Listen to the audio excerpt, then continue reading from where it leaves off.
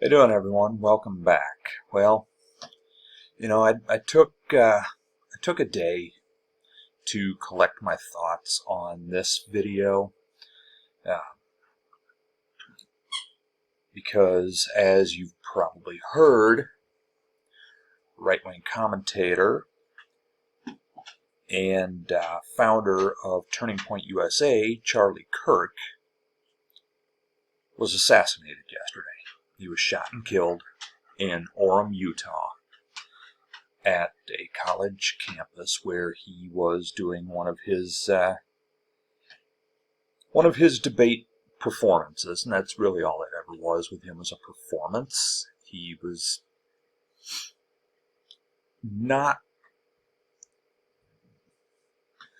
persuasive in the sense that he got a lot of young people to go along with him, but his arguments were not persuasive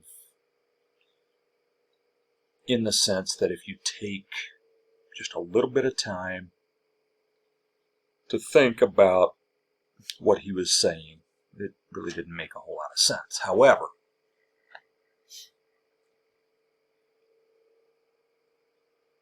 this is about what happened yesterday with him being shot and killed.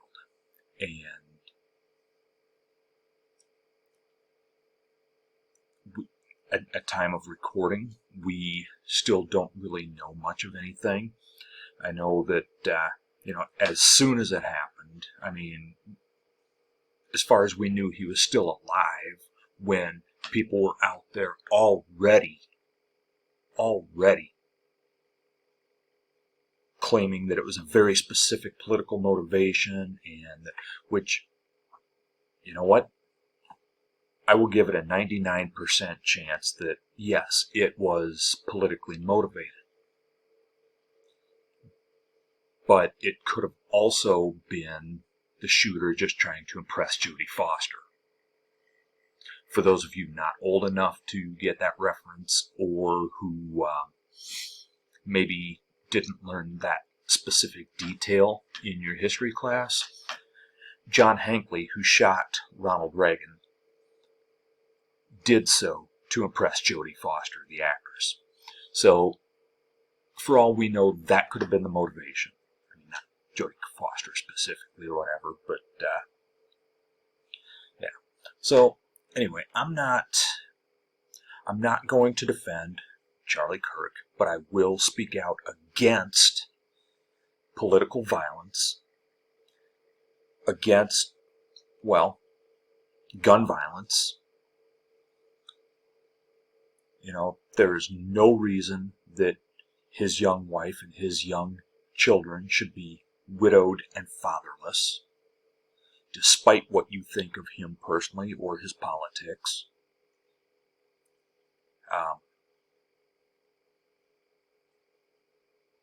I'm not going to pretend that I liked him or that he was a decent guy. I'm not going to pretend that. But I am going to say there is no reason that a 31-year-old man is dead right now. There's no reason for that.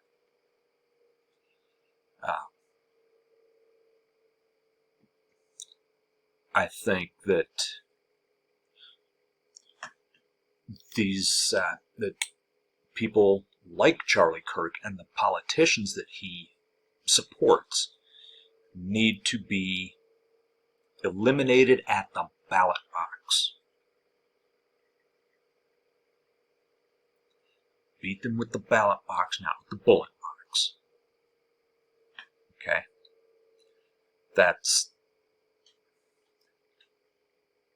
There is no call whatsoever. And of course the immediate assumption is, well, this is the radical left out there trying to... Look, the guy who took a shot at Trump last year was a right-winger.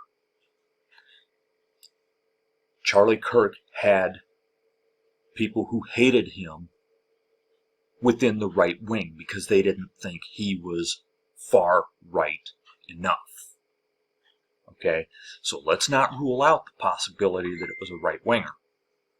All right, Let's also not rule out the possibility that it was a left-winger, because yes, there are left-wing fanatics who will commit acts of violence. There absolutely are, and we know this. I mean, not that I would ever consider JFK to be a right-winger, but he was far to the right of his assassin, Lee Harvey Oswald, who was a literal communist. So, and that, maybe this assassin is somebody like Oswald who is, they just feel just kind of lost in the world, like Oswald basically felt like a loser, like he had no place in this world. And he had delusions of grandeur. So that could have been the motivation. Right? We don't know.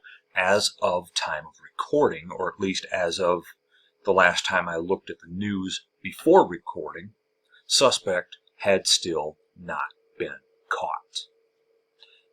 Kash Patel, however, the FBI director, got on social media yesterday, not long after the shooting, saying that someone was in custody. Basically implying, hey, you know what, we got him. Only to have to retract it later. Say, all right, you know what, this person was detained, questioned, not our guy. That's irresponsible. That is irresponsible. There have been reports of anti-fascist and pro-trans inscriptions on some of the bullets that were found with the weapon that was found. All right, a bolt-action rifle. It's reasonable to believe that that was the weapon. I mean, it was left abandoned, and they found that. That's a reasonable assumption to make. But first of all, the reports of the inscriptions on the bullets have not been confirmed as of time of recording. And even if they were, all right, even if that's true, that there were those inscriptions, that still says nothing about the shooter and their motive necessarily. Not necessarily. All right? Because it could be a right-winger who wants to make it look like a left-winger. Or it could have been a far left-winger. We don't know. If I had to guess, and again, this is just a guess, so please don't take what I'm saying as gospel, because there is a lot of speculation going on, and I don't want to add fuel to that fire, but if I had to guess, I would say, yeah, it's a left-winger. That would be my guess. But I wouldn't be surprised if it's not. There are conspiracy theories floating around already, both left and right.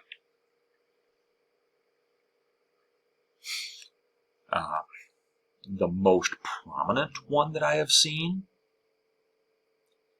is that this was an elaborate setup. That now we already know that the right-wing politicians are exploiting this incident, and shame on them. Shame on them. And anyone who would exploit any crisis. Shame on them.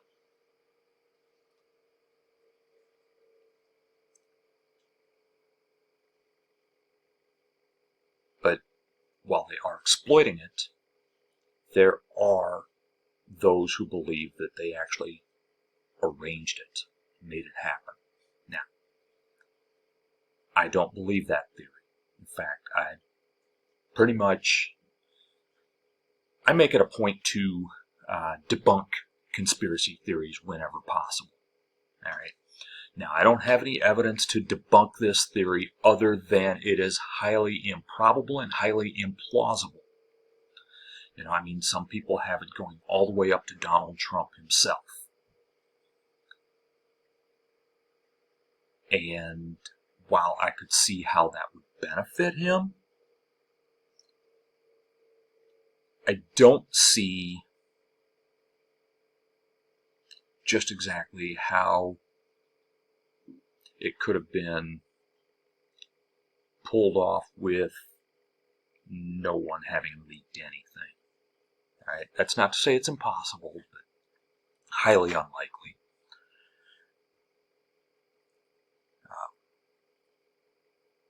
So, yeah, if you're out there spreading conspiracy theories, stop it. If you're out there throwing blame around for what happened, stop it.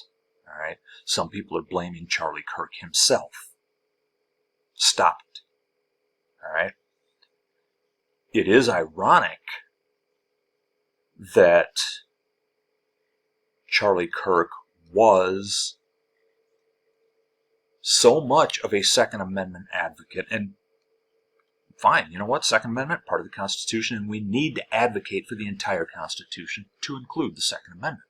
Right? I'm a gun owner myself. Right? But Charlie Kirk actually said his known position was, yeah, we're going to lose people to gun violence. That's just the price we have to pay. We have to be willing to accept gun deaths. Okay, no. First of all, Charlie, you're wrong about that. All right? Second of all, how ironic. He was actually speaking on that specific issue at the time the shot was fired. Actually, speaking on the issue. He was asked a question about trans shooters, and then he was asked about, I don't remember what the follow-up question was, but it was, I believe that it was about mass shootings overall. And he responded with something to the effect of, are we including gang violence or no? And at that point, he was shot. That's when he was hit. So, we don't know who did it. We don't know the motivation. And until we know that, let's stop with the speculation. All right? I mean, I don't care about what Donald Trump said. Well, it's not that I don't care about what Donald Trump said in the Oval Office about, yeah, because he's, make no mistake, they are using this attack on Charlie Kirk to justify attacks on anyone who does not agree with them. All right? They see someone like me, who I'm pretty much in the middle on things, right? For the most part. I'm a little bit left, but mostly a centrist. All right? And that's just the evolution that I've come to over the past few years, right? And they want to blame people like me who are pretty much centrist and accuse me of being a far left-winger, right? A radical leftist.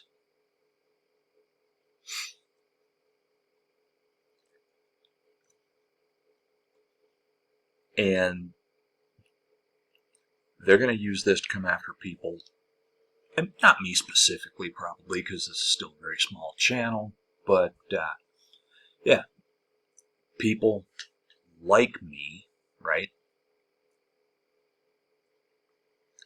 Of course, I'm further down the totem pole, partially because this is such a small channel, partially because I'm not as far left as a lot of other creators, and partially because, well, I just kind of look the part, right?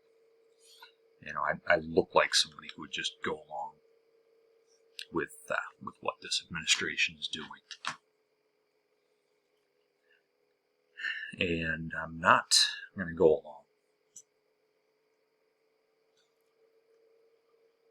And, you know, they're going to use this to go after, first of all, those that they deem to be radical left.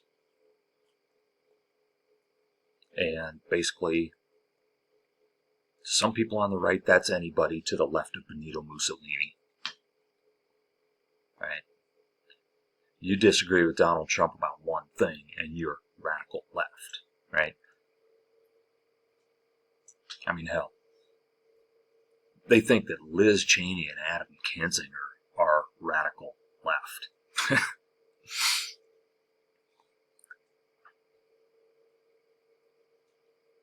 Yeah, I mean, Mike Pence went woke, whatever the hell that means.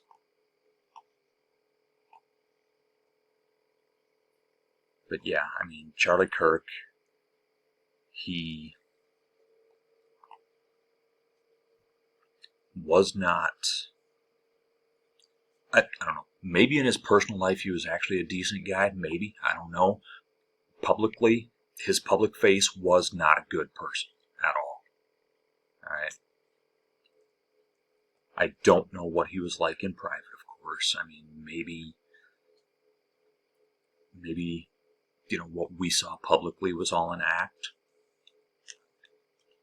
Maybe not. Don't know.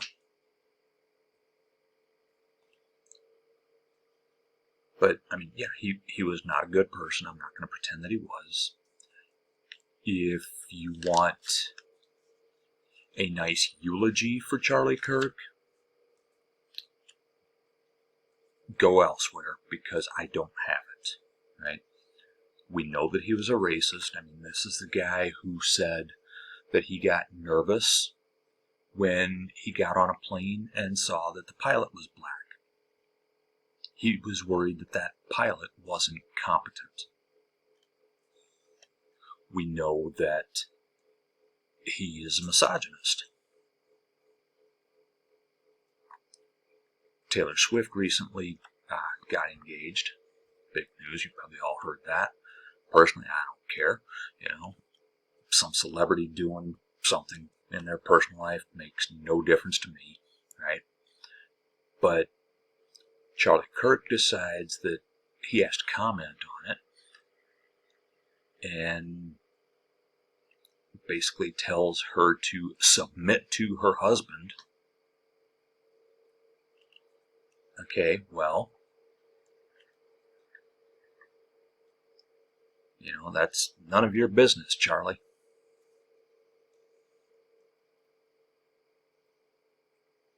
And he was all over the culture wars.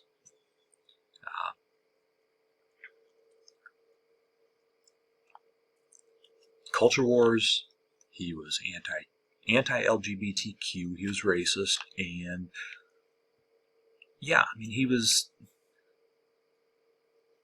just not a good guy. At least public facing, he wasn't. Maybe he was in private. I don't know. Look, I'm sorry that his wife is now a widow, and I'm sorry that his children are now fatherless. And, you know, I'm having a hard time feeling anything for Charlie personally, but I do feel for his family. All right? I do feel for his family.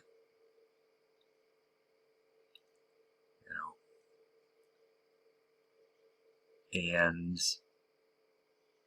you know what? Whoever pulled that trigger, whoever took that shot, I hope they are found soon and brought to justice, the harshest penalty under the law, because there's no place for that type of violence in our society, right? We can reasonably assume that it was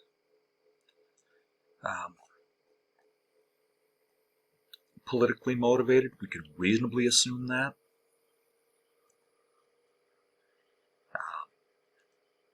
Like I said, I'll give it a 99% chance that it was political, right? And I would give it about a 60-40 chance that it was somebody on the left.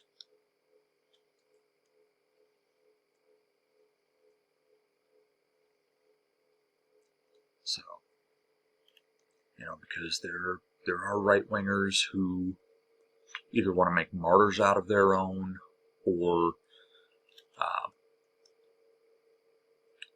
some people, for some reason, that's just a way of showing affection. I mean, John Lennon was shot by a fan. So,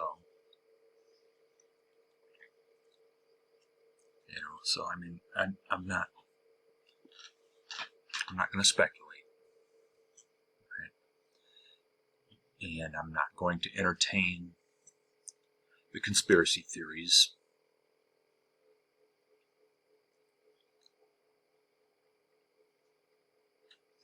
I think that we do need to pray for the Kirk family, because, like I said, they did not ask for this. And something else that I'm not going to entertain at this point, right? The right wing is very fond of telling the left wing that we need to calm things down, turn down the temperature, stop with the rhetoric. And yet, have you heard their rhetoric? I mean, it's nothing for, Donald Trump to call people vermin and scum and the enemy of the people and, the enemies of our country, terrorists.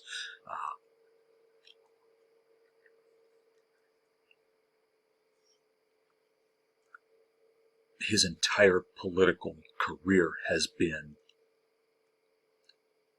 violent rhetoric. I mean, just go back and listen to some of his campaign speeches from his first campaign.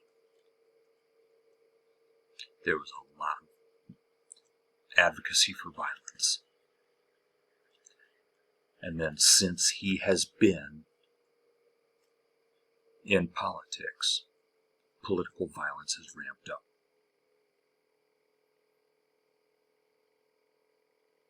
That's not to say that it didn't exist before Trump, but it has multiplied.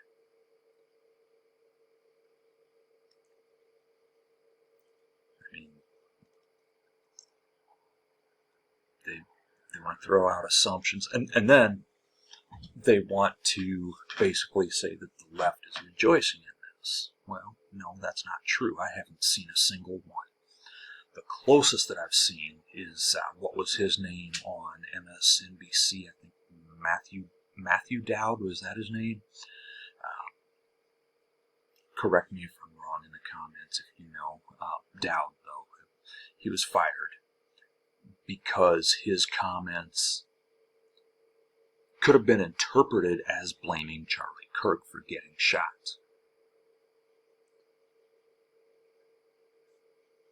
but nobody is rejoicing on that. Nobody is making light of Charlie Kirk, or at least nobody prominent. I'm sure there are people out there that, and I'll admit that I don't feel bad that it happened. I don't feel anything that it happened, right? Other than I am sympathetic and empathetic to his family. But as far as him no longer being part of the discourse, I have literally no feelings on that, right?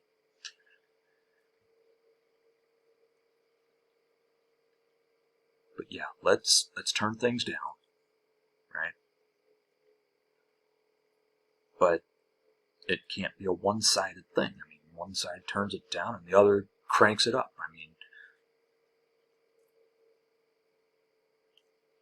I could cite several examples of right-wingers committing acts of political violence against those on the left. And, that tit for tat doesn't do anybody any good. All right? But neither do the assumptions and the rushes to judgment. We don't know what happened. Well, we know what happened. We don't know why it happened. We don't know who did it.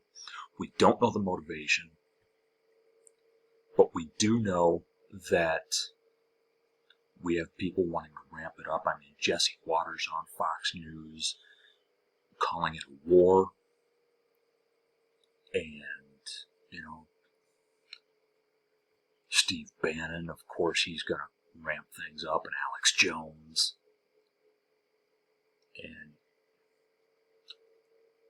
they are exploiting the incident. They want a martyr, and now they have one. And even if the truth comes out, that when the truth comes out, if the truth is this was one of their own, or it wasn't politically motivated at all, the narrative is already out there, and they won't change that narrative when facts come out. They just don't do it.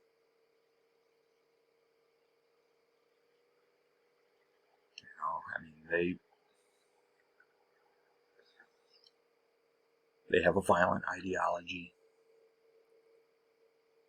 and so they project that violence onto their opposition.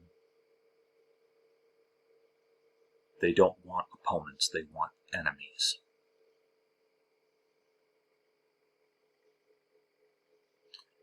And a fellow American is not my enemy.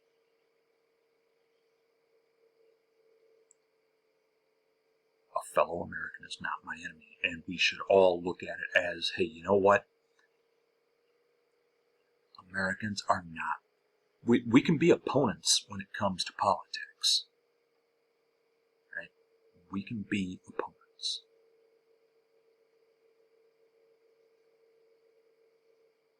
But we are not each other's enemy.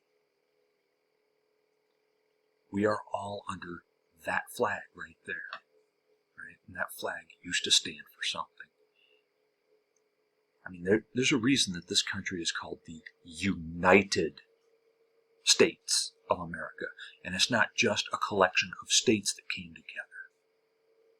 It's that we came together as one people.